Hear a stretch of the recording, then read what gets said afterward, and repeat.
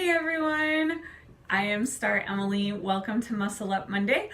I am coming from a very zen-like mind frame today, so I thought what better way to record than coming from an awesome comfy chair and in a room that is like, all the rooms in my house are awesome, but I don't know, this room I like the color in it and it's so happy, so I don't know. Anyway, today what I want to focus on is this is our third part in understanding our hunger cues and that kind of thing. This is actually intended to be a 5-part series.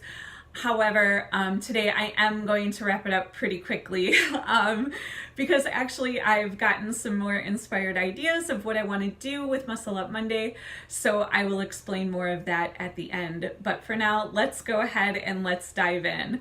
So one of the things that I want to discuss with you guys is just to give a little bit of a recap on what we have been talking about, which is the first thing that we discussed was the fact that we had our heart hunger, which was associated with our emotions and sometimes how that can turn into emotional eating, and that it doesn't necessarily have to be. There are healthier ways for us to find and feed those emotional hungers. And then we talked about our brain hunger and how our body can sometimes almost set like an automatic alarm clock, letting us know that we're hungry or telling us that we might be hungry or thinking we are when we aren't, etc.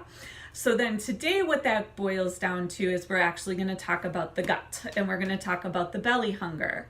So the belly hunger, in my eyes, is actually your truth.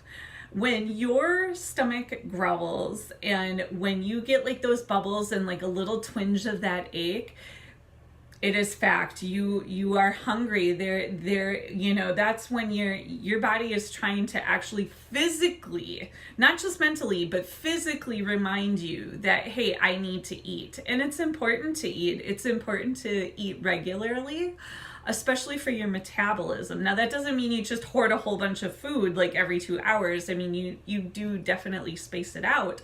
But anyway, that's a totally different subject to get into. So I digress. But I also have a few notes here too that I'm going to go over, and keeping going with like the gut hunger here.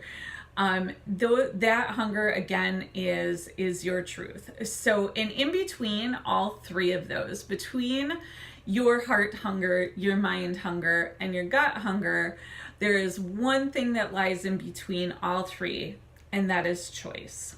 There is a choice in there, and it's up to you on how you want to do that.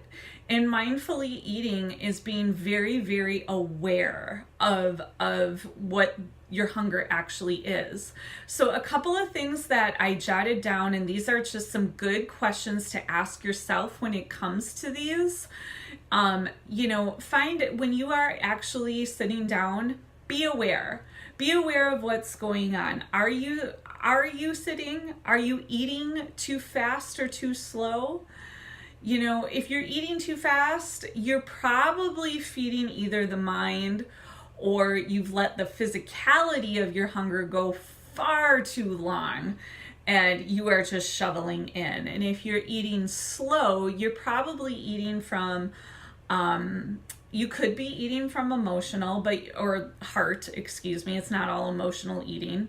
I apologize, but your heart hunger, or to savor it, or you might actually be at a point where I like to classify myself as a level 6.5 of hunger, where you are substantially hungry, but you're not racing and shoveling in to get all the nutrients and micronutrients that your body is literally just completely depleted of in that given moment. So knowing where your hunger scale is also helps. I always say 10 is the most hungry, like you're absolutely ravenous with hunger, and a 1 is full. On the contrary to that, I want to throw in one other thing. When you are done eating, ask yourself on a scale of 1 to 10, where are you? Like, are you a level 5 where you're just satisfied? 7, you're starting to feel pretty full.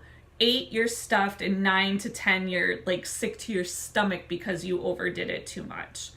So bear those in mind. Those are ways and things to chart mentally for yourself on where you stand with hunger. And always remember, and I've said this multiple times before, it is about your input versus output. If you are putting out more calories than you are putting in, bottom line, and they're wholesome, bottom line, you will lose weight. It is literally that simple. It's never super easy, but it is simple. So bear that in mind. So, other things to ask yourself, are you mindlessly munching? Are you just doing it because the food is present? And again, that taps into the heart because it makes us feel good. Let's be honest, all food makes us feel good, right? It, in some way, shape, or form, it either makes us feel full, it sends, triggers to the brain, all of those things. So, and then, also make sure too that you're not totally multitasking when you're eating. It is really hard in this day and age to not be doing extra things when we are eating. How often? You're eating when you're driving. You're eating when you're on the phone. You are web surfing or internet surfing or Pinteresting while you are eating. Those things, if you can, you should be mindful of them and to let go and focus and be in the moment of actually enjoying your food.